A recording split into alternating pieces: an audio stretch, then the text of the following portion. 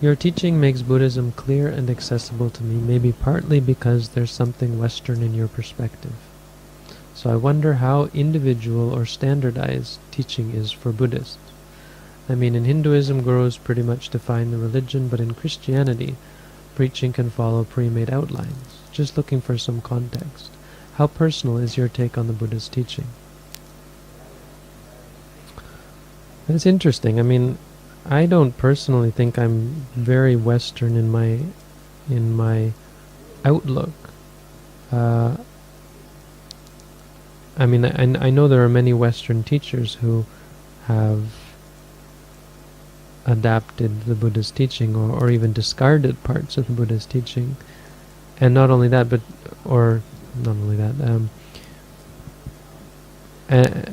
even more so, have discarded the conventional ways of teaching.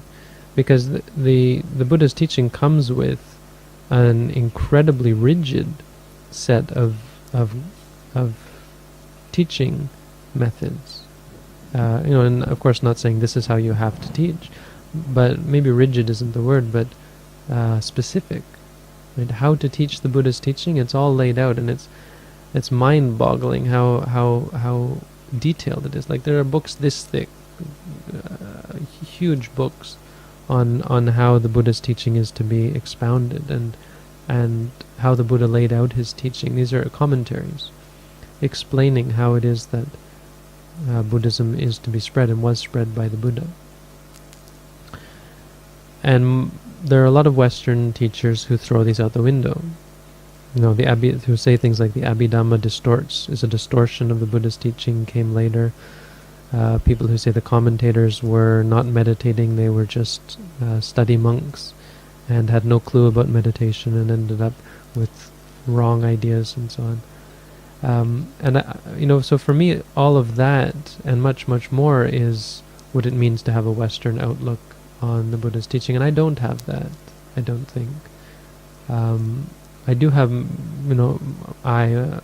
personally, I think, I admit that, it's possible that some of the things that are passed off as the Buddha's teaching may not have been actually taught by the Buddha. But I don't go any further than that, and I don't think that's going beyond what, even for example, the Mahasi Sayadaw would say.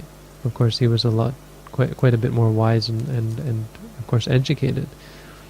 But even he would say at times that this or that is maybe not the Buddha's teaching, or maybe it was extrapolated later, or there's something here that's a bit of a problem, and maybe there's a mistake being made, and so on.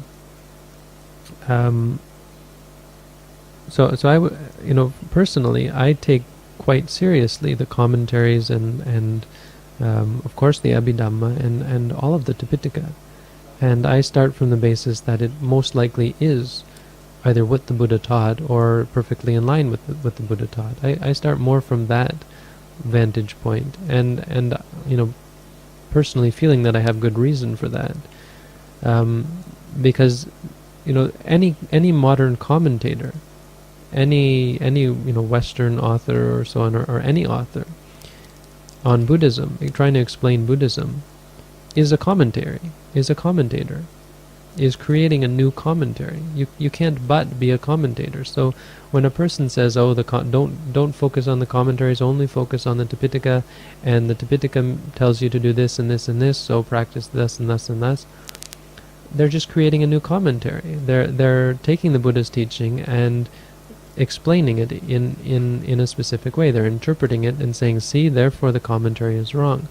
But that's exactly what the commentary did. So personally, it makes much more sense to me, from my point of view, to take a much more ancient and more likely to be close to what the Buddha taught, and to be taught by enlightened people, because we aren't getting more enlightened people in the world as time goes on. I wouldn't say we're getting fewer enlightened people and more diverse wrong ideas about what the Buddha taught, rather than the other way around. So much better should we accept flawed potentially flawed ancient teachings than quite likely flawed modern teachings. Anyway, this isn't what you asked, but just trying to point out that as far as the core goes, I don't even know how this is important. I'm just talking about myself, aren't I?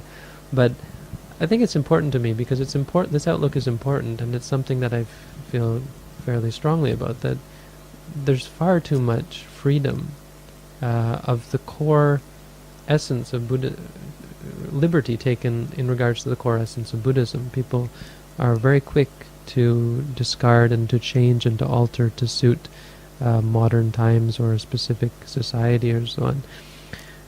They're far too quick to use this excuse, or many different excuses, to either discard some of the Buddhist teaching, or to say it wasn't the Buddhist teaching, based on their own views and opinions and interpretations of the Dhamma, saying, "Oh, it couldn't have been like that.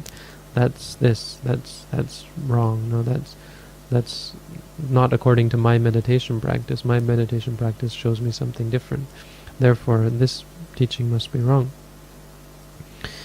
And I think that's important to answering your question, because there's a big difference between taking the same wine and putting it in new wine bottles, as opposed to taking new wine and putting it in new wine bottles.